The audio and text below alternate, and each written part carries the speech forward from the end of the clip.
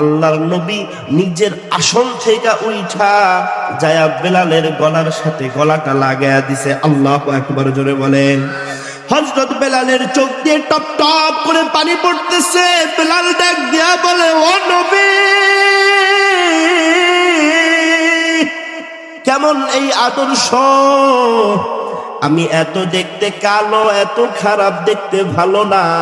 ছোটবেলায় যখন কান্না করতাম, আমার মা আমার একবার জড়া ধইরা দরদ দিয়া বলতো না, বেলাল কেন কান্দ? ও নবী, আমি যখন কৈশোর বয়সে, বালক বয়সে আফ্রিকার ধুলাবালিতে খেলতাম, আমি যদি পইরা যা ব্যথা পাইতাম, কেউ পিঠের মধ্যে হাতটা বুলায় বলতো না, বেলাল কেন পড়ে গেলা, কেন ব্যথা পাইলা, কেন কান্না কর?